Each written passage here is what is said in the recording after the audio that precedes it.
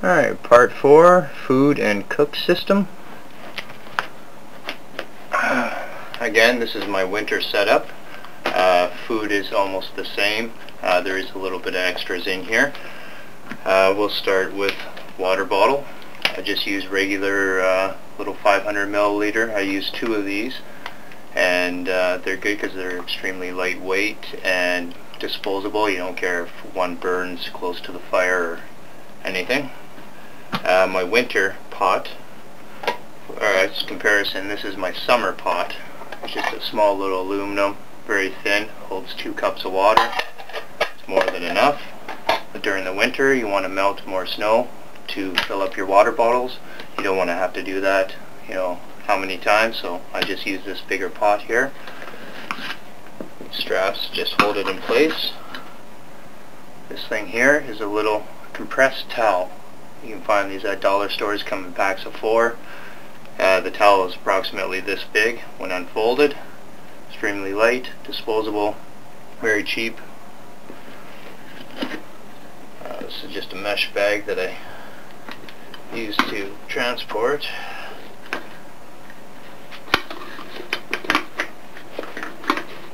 So again, they come in a set of 3. This is the biggest one out of them all.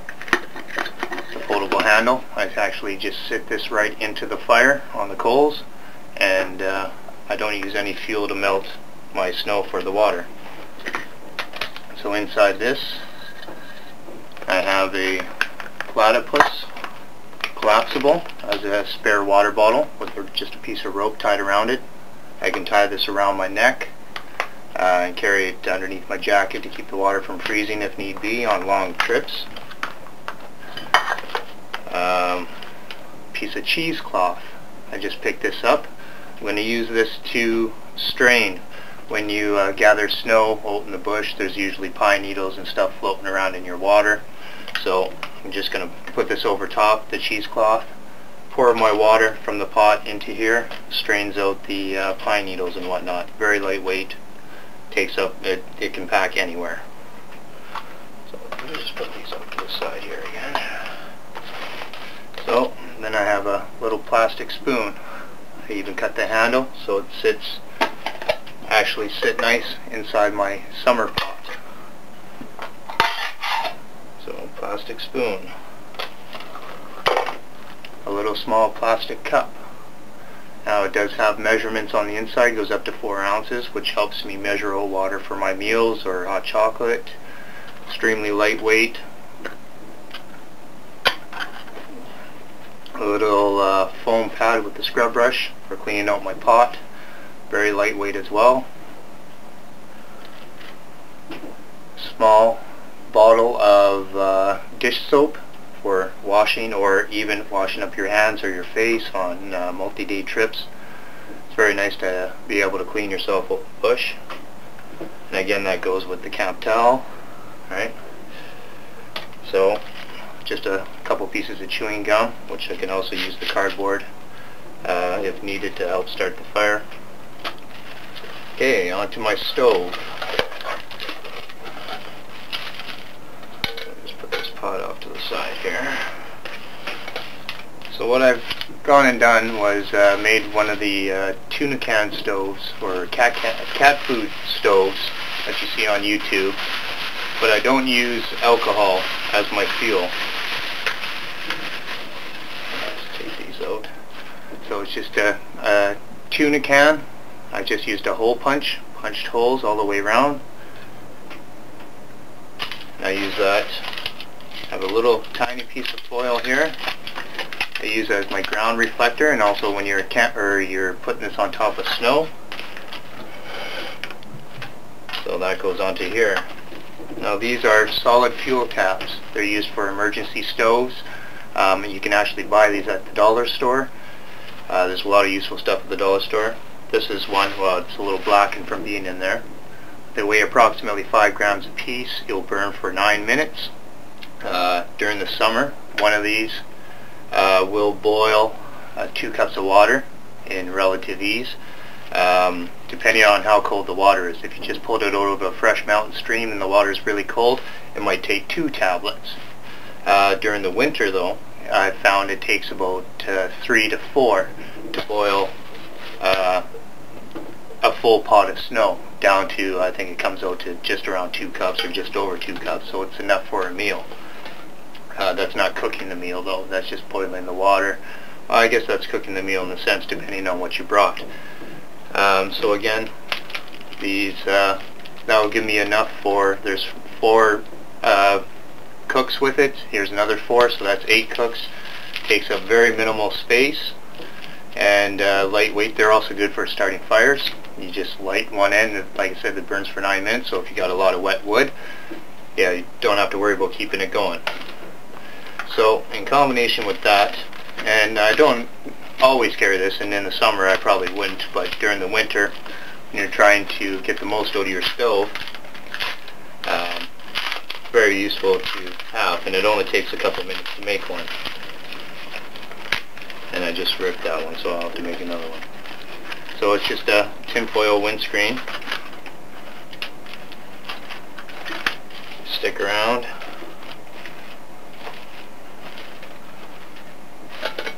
And then my pot would just go sit right on top of that, inside of there. But again, during the summer you don't need any of that extra stuff. You just need this, you light this, get it going, stick that on there, boils or water just fine. When you're done cooking, because it usually boils the water before the 9 minutes is up. So you take your pot off, use a stick or something to knock this over into, and it's used to start your fire if needed, right? So that's my cook system.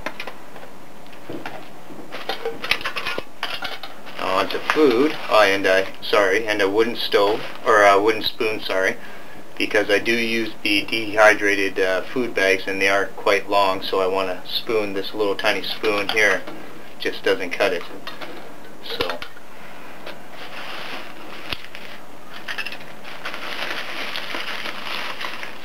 this is a dry sack that I use, just in case when you're hanging it from the bear pole or up in a tree or whatever you got to do. Your food's not going to get soaking wet and soggy and everything. And it does have a little clip here for hanging or tying a rope to. Okay, on top, I just have a baggie. This is my day in and day out stuff. This is the stuff I'll use on the trail if needed. Pack of gum, some water flavoring, Crystal Light, some little chews, hot chocolate or soup, and a chocolate bar. And that's just for, like I said, on your hike in or hike out, you'll probably want to eat a couple snacks along the way, depending on how far you're going. So I just have a small little bag on top, which is also good. If you don't eat or anything on the day in, and something does happen, you do have an extra day supply of food, which is always good. I try to do that as much as possible, at least bring something for one extra day, just in case something did happen, or the weather turned bad, or whatever. Just an extra Ziploc bag. Multi-purpose uses on that. Alright. Next we have, this is day 1, this is day 2, and this is breakfast, lunch, and snacks for the day. Breakfast, lunch, and snacks for the day. My meals, the main meals, dinner. And I'll show you one of these in a moment. Are the dehydrated food bags. This one's Hawaiian rice with chicken, but like I said, the wooden spoon, you get these at the dollar store as well, is big enough to stir those. This one's 3 cheese lasagna. And when I showed you the basic overview, I happened to mention this little insulated bag. I picked this up at the dollar store. It's extremely thin, lightweight, and I use it as a cushion when I'm sitting down on the trail, but also if I flip it inside out and put the reflective surface on the inside, when I fill this up with boiling water, I'll slide this inside. It'll help heat the bag up that much better, right? And again, it's dual purpose, so I don't feel that bad about carrying it. It is extremely lightweight, and when I'm sleeping, I can even stick this underneath the front of my sleeping pad as an extra kind of like cushion if I do sleep with my hands underneath the pillow or whatever. So I got the dehydrated food bags, and this one here serves two, so it's fairly big, and that's what this plastic bag will be used for, is to dump it, half of this contents into here, and that's 2 nights right there with one bag. This is a new Ziploc bag that I found at the dollar store. It has a flat bottom. It's also used for pouring in boiling water, so eventually, if this does work out, I'll replace one of these bigger, bulkier bags with one of these smaller ones, and help, because you got to pack out your garbage anyway, you might as well keep the size down. So one of these day bags, to give you a rough idea of what's in one. So again, we have breakfast. I have 2 things of oatmeal, a couple different flavors, dehydrated strawberries that I'm going to pour into the oatmeal, and that's pretty much breakfast. Now on the trail, I'm not a big lunch person.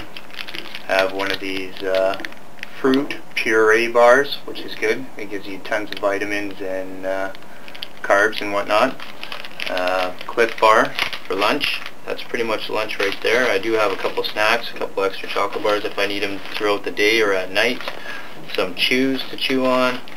Some more Crystal Light packages to flavor my water during the day, so it's not just the same old water. And then at night or during the day, some packets of hot chocolate. And that's breakfast, lunch, and snacks for the day. So I packaged each of them into separate bags just to help ration, so you don't eat too much on one day and not enough on another, or trying to get the same amount of calories in per day. So both packs are exactly the same. The only thing will be different is the dinner. I also carry 1 bag of Spitz, just for you know, nibbling on during the day, and cuts down on smoking if you are a smoker on the trail. So yeah, that's my food and cooking system. Pretty basic. I got to work on my food. I'm going to start bringing some tortillas maybe, and some cheese. During the winter, you have a lot more versatility with your food because of the cold weather. It helps, you know, keep the food a lot longer than trying to hike in plus 30 weather. So that's why I am able to bring a chocolate bar. During the summer, I'd never even dream of that because it would melt on the way in. So that's my system there. On to part 5, odds, ends, and extras.